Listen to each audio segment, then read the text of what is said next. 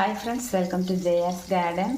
நம்ம வீட்டில் தோட்டத்தில் பறித்த பூனைக்காளி அவரையும் டபுள் பென்ஸையும் போட்டு நம்ம இப்போ ஒரு கிரேவி மாதிரி பண்ண போகிறோம். குழம்புன்னு வச்சுக்கோங்களேன். அதுக்கு கொஞ்சமாக ஆயில் விட்டுருக்கேன். சோம்பும் பட்டையும் போட்டுக்கலாம்.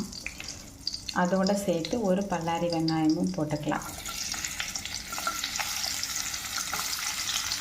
இது நல்லா ஒரு கோல்டன் ப்ரௌன் வர வரைக்கும் வதக்கிக்கலாம். ரொம்ப சிம்பிளான ஒரு குழம்பு தான் வச்சுக்கோங்களேன். வெங்காயம் வதங்கும் போது ஒரு 2 பச்சை மிளகாயும் கருவேப்பிலையும் போட்டுக்கோங்க. இப்போ நம்ம ஒரு ஸ்பூன் இஞ்சி பூண்டு விழுது போட்டுக்கலாம். நல்லா மசாலா போகிற வரைக்கும் வதக்கிக்கலாம்.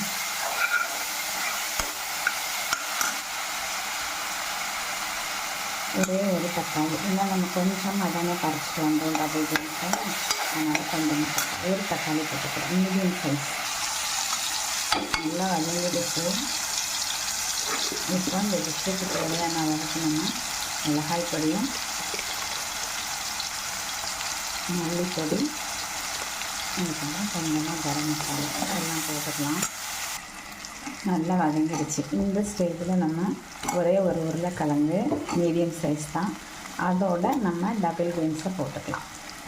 டபுள் பீன்ஸோடு சேர்ந்து பூனைக்காளி அவரையும் நம்ம வீட்டில் இருக்குது. எல்லாமே ஆர்கானிக்காக மாடி தோட்டத்தில் விளைய வச்சது. டபுள் பீன்ஸு கொஞ்சோண்டு பூனைக்காளி அவரை இது ரெண்டையும் சேர்த்து வச்சு நான் செய்கிறேன்.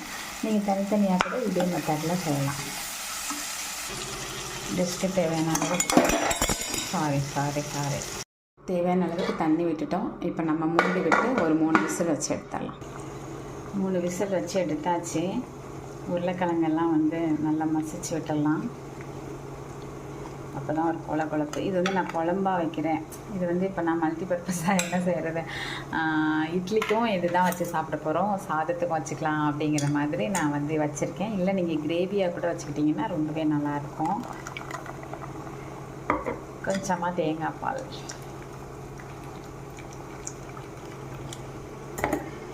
நான் குழம்புங்கிறதுனால தான் இந்த அளவு ஊற்றுறேன். இல்லைன்னா நீங்கள் எண்ணெய் கொஞ்சம் கம்மியாகவே ஊற்றிக்கலாம். சரிங்களா? ஊற்றிச்சு நல்லா கட்டியாக வச்சு சாப்பிட்லாம். இது நீங்கள் தேங்காய் சாதம் இந்த மாதிரி சிங்கிள் ரைஸ்க்கெல்லாம் கூட ரொம்பவே நல்லாயிருக்கும். இட்லி தோசைக்கு ரொம்ப நல்லாயிருக்கும். அவ்வளோதான். ஒரு கொதி வந்தோன்னா ஸ்டவ் ஆஃப் பண்ணிவிட்டு மேலே கொத்தமல்லி தலைகளை தூவி அரிக்கிற வேண்டியதான். கண்டிப்பாக ட்ரை பண்ணி பார்த்துட்டு எனக்கு சொல்லுங்கள். பிடிச்சிருந்தால் லைக் பண்ணுங்கள், ஷேர் பண்ணுங்கள், கமெண்ட் பண்ணுங்கள். மறக்காமல் சப்ஸ்கிரைப் பண்ணி சப்போர்ட் பண்ணுங்கள்.